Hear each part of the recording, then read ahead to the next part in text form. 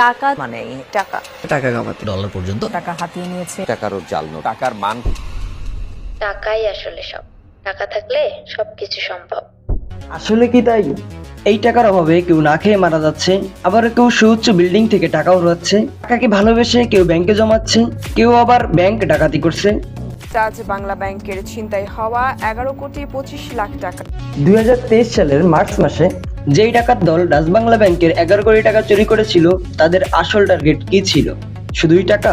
2003 সালের ইরাকের সেন্ট্রাল ব্যাংকের $920 মিলিয়ন, কিংবা 2007 সালের দারুস-সালাম ব্যাংকের $228 মিলিয়ন, কিংবা সুরঙ্গ অথবা মানি হাইসো সিনেমার ডাকাতরা কতটা সুখ কিনতে পেরেছিল? টাকার জন্য মানুষ দিনরাত পরিশ্রম করে, রাতের ঘুম হারাম করে ফেলে, টাকার জন্যই বাঁচে, আবারও এই টাকার জন্যই খুনও পর্যন্ত করে।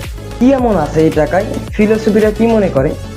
কথাই আছে money can not buy happiness. কথাটা 100% সত্য, কিন্তু একটা প্রশ্ন থেকেই যায়, how much money will buy you happiness? অথবা কতটুকু টাকা হলে সুখ কেনা সম্ভব? Don't become a philosopher before you're rich. Mosharraf করিমের একটা নাটকের কথা নিশ্চয়ই মনে আছে আপনার। শুধু তোমার কাছে ছোট্ট একটা চাওয়া, ভগবান আমার এক বস্তা টাকা দাও। মোশাররফ করিমের মতন এক বস্তা টাকা পেলে আমরা অনেকেই খুশি, জীবনে হয়তো আর কিছু লাগবে না, কিন্তু একবার ভেবে দেখুন তো, এক বস্তা টাকা ঠিক কত টাকা থাকতে পারে? ভাবতে ভাবতে চলেন একটা গল্প শুনে আসি।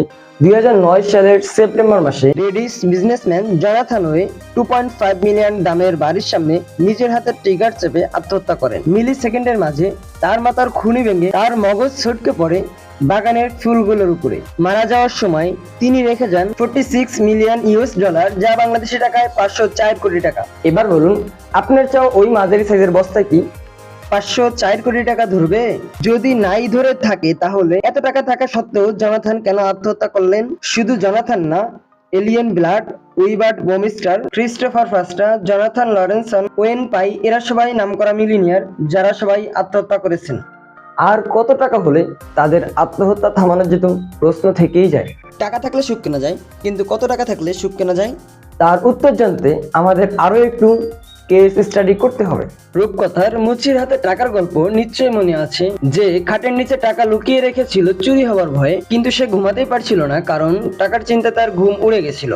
ভিডিওর শুরুতে শাহরুখ খানের ফিলোসোফারদের নিয়ে একটা ডায়লগ শুনেছিলেন, মনে আছে? চলেন ফিলোসোফারদের কাছ থেকে জানা যাক সুখ আর টাকার হিসাব, তাহলে রূপকথার গল্পটা আরো ভালোভাবে পরীক্ষা নিরীক্ষা করা যাবে। এই গবেষণার প্রথম প্রশ্ন, ধন সম্পদ কি?